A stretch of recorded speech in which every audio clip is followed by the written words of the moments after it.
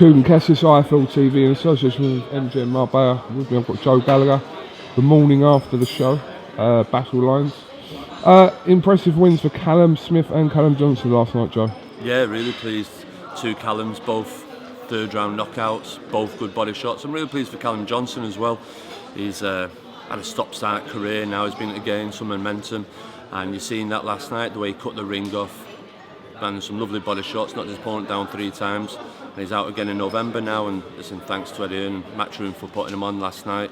His fight got cancelled last week, and fair play to him, they stepped him and put him on that show last night, but he's got to be a big year for him next year and got to let him off the leash next year. Callum Smith, a lot of pressure on Callum Smith last night. Obviously it was announced this week he's got to fight for the WBC World Title Eliminator, and he went in there worried whether a hand or a cut or anything else, and he was in with a game durable opponent in Pintos. Obviously I've been known him before with Macklin, going 10 rounds with him, and Callum didn't get out of first gear last night, and that's why I'm really looking forward to November 22nd, not just like everyone else but as a coach, because this is a huge test.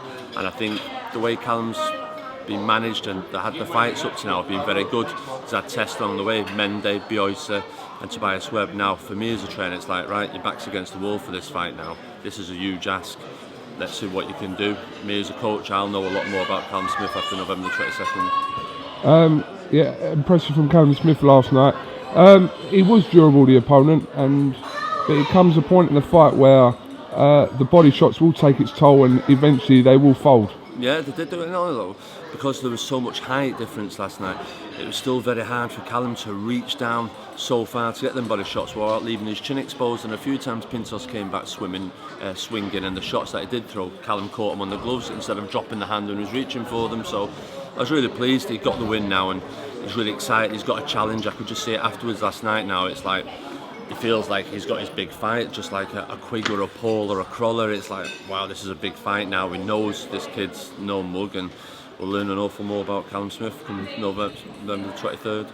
Like you said, all eyes now November 22nd. Yeah. Every fight Callum has, well, not everyone, but the majority of them, people say this is the step up, this is where we'll get the rounds, etc. He got the rounds in against Biossi, but this is a different kind of test, isn't it? Because it will catapult him onto that world scene. Definitely, Slocker. Listen, I've got that distance fight all over that. He's been the distance with Arthur Abraham, been distance with Beaker, beat Koran Gavor, who fought Felix Sturm for the world title. He's a good fighter, and I went to Berlin when I watched him versus Abraham, and he was boxing Abraham's head off the first 4 or 5 rounds. Abraham, the old man and the champion about him, he came strong, but this is technically a good fight for him, and we'll learn an awful lot more of him, and he wins. I'm a bit worried that this fight may have come too soon because he hasn't been a pro 2 years yet. By the win and the magnitude of the win, and possibly wins well and even gets a stoppage, that gets everyone excited about him. It's like, oh, are we there a little bit too soon? Because once we go through that door, Coogan, there's no going back. And but also say we'll see what the big fights there for 2015, and everyone talks about George Groves at the moment, and it's a fight that'd be interesting, but this fight will help for the preparation for that type of fight with George Groves, and another one after that, and then summertime, that would be a big fight, whether WBC order it, or if he beats Darrell, we'll be in line to fight George for it, defend the title. That'd be great, that, wouldn't it? Absolutely. 3 fighters that we didn't really speak about the other day, just quick updates on them. Liam Smith, Crawler, and Stephen Smith as well. Yeah, Liam's October the 25th. We're just sorting out an opponent for him now. He's on the Liverpool show. At the Echo, training's going really well. He's got some good sparring lined up this week.